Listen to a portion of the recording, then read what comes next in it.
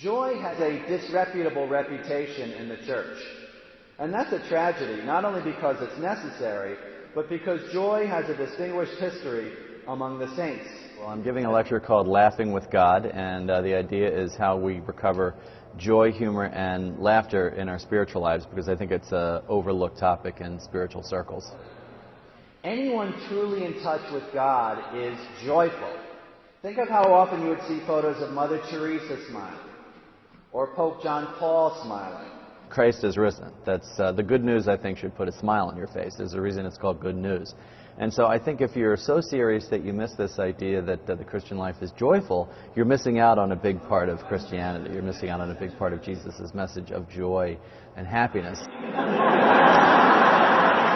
And to not know that and to give the impression that things are very gloomy, I also think gives people a wrong impression of Christianity. Why would someone want to join a group of miserable people? I think you can agree that today humor sometimes seems to count almost as a strike against the church leader when it should be seen as a requirement. Well, when people ask me why I left GE to enter the Jesuits, I would say the answer is pretty easy. I was miserable at GE. I was searching around for something to do, really wasn't sure what that something else would be. And I came home one night, turned on the television set, and saw a documentary about the Trappist monk Thomas Merton.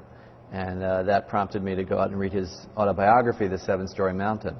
And that tells the story of his move from his old life to a new life in the monastery. And the more I thought about it, the more I thought something like that would really be exciting and fun. And so through that desire, through that sort of unformed desire, was the way that God called me. And one thing led to another, and I entered the Jesuits 2 years later. Now, it's not clear how it happened that humor and laughter have been deemed as inappropriate in religious circles, but I'm sure we've all met people who seem to think that being religious means being deadly serious all the time.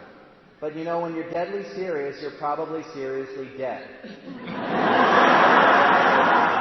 I'm very familiar with the work of Maryknoll, not only because I worked with them in East Africa. I knew many of the Maryknoll sisters, particularly in Nairobi, and the Maryknoll fathers in Nairobi and East Africa, but I'm also very familiar with Orbis books.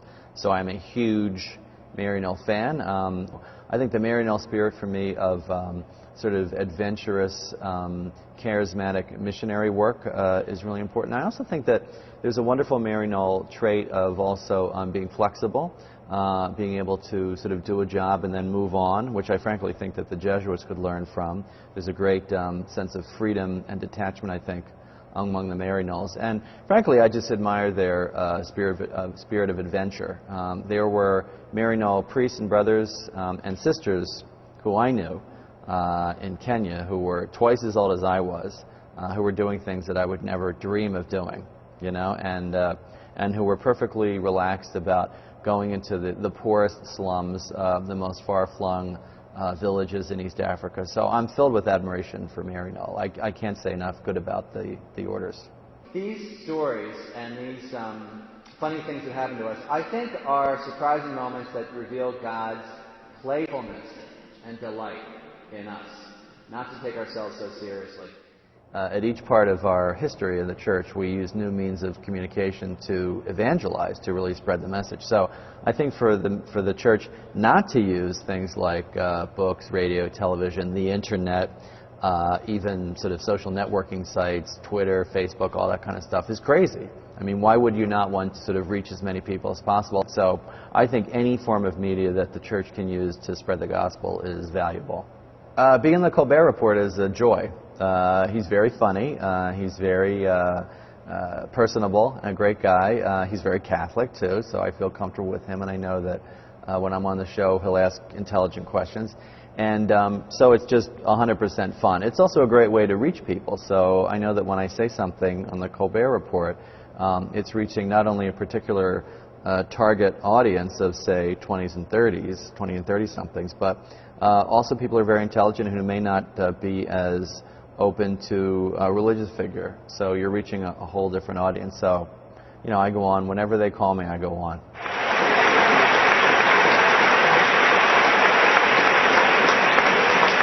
You know, you want to be drawn. If you want to draw people in, I think laughter is the best medicine. You know, I always consider it a joy to become a Catholic. You know, I don't take it for granted, and I treat my faith very seriously. But to hear that, you know, to have fun and to be joyful that you're Catholic. Very insightful. I think we could all use some more humor. Life is very heavy sometimes. It's good to have this aspect brought out to it. I think in the past, the way people have been brought up, that our salvation is serious, and it is serious, but I think God has a sense of humor.